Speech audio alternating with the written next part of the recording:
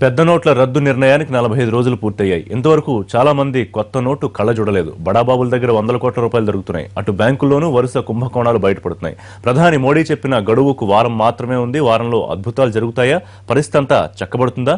December 30 తర్వాత పరిస్థితి ఎలా ఉండబోతుందనేది ఆసక్తికరంగా మారింది. పెద్ద నోట్ల రద్దు నిర్ణయం తీసుకున్న నవంబర్ 8 నుంచి సామాన్యులు రోడ్డు మీదే ఉన్నారు. పొద్దున లేచిన దగ్గర నుంచి మొదలు అన్ని పనులు వదులుకుని ఏటీఎంలు, బ్యాంకుల చుట్టూ తిరుగుతున్నారు. నవంబర్ నెలలో పురిటి నొప్పులు తప్పవని సరిపెట్టుకున్న జనానికి డిసెంబర్లో ఆరంభం వరకు చుక్కలు కనిపించాయి.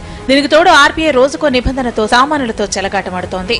ఓవైపు సామాన్యుడు 2000 నోటు కోసం రోజంతా క్యూలో నిలబడుతుంటే, మరోవైపు ఐటీ దాడుల్లో కోట్లాది రూపాయల సొమ్ము అడ్డంగా దొరికిపోతోంది.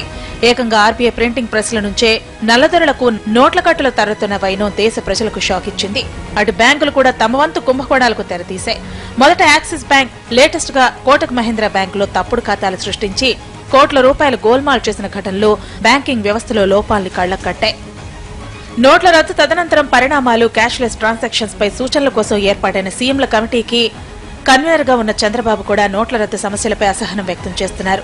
Old people, they don't have that resistance or that energy. When they come online, they are not well, and at the same time they don't have capacity to stand. So many people on queue, they collapsed, some of them died. That has created very bad situation, and also I felt humiliation. Apart, even for you, there is a constraint. I can understand. Because there is no money, and at the same time there is a demand. Every person in the state, in the country is concerned about money. అటు నోట్ల రద్దుపై parliamentary స్థాయి సంఘం వివరణ తీసుకుంటోంది. ఇప్పటికే కేంద్ర అధికారులు, స్వతంత్ర ఆర్థిక నిపుణులు తమ అభిప్రాయాలు చెప్పారు. జనవరి 19న RBI governor Urjit Patel parliamentary స్థాయి సంఘం ముందు హాజరవుతారు. నోట్ల రద్దు నిర్ణయం తీసుకునే ముందు కేంద్రం ఆర్బీఐకి సమయం ఇచ్చిందా లేదా అనే ప్రశ్నను మన్మోహన్ ఆర్బీఐని అడిగే అవకాశం ఉంది. ఇప్పటికే ఆర్బీఐను ఏ ప్రశ్నలు అడగాలో కమిటీ సభ్యులకు మన్మోహన్ దిశానిర్దేశం చేసినట్లు తెలుస్తోంది.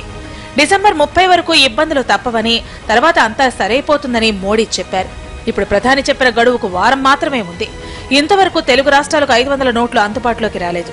డిసెంబర్ 30 తర్వాత ఏం జరుగుతుందనే దానిపై అటు కేంద్రం, ఇటు బ్యాంకర్లు చెబుతున్న మాటలకు పొంతన కుదరటం లేదు.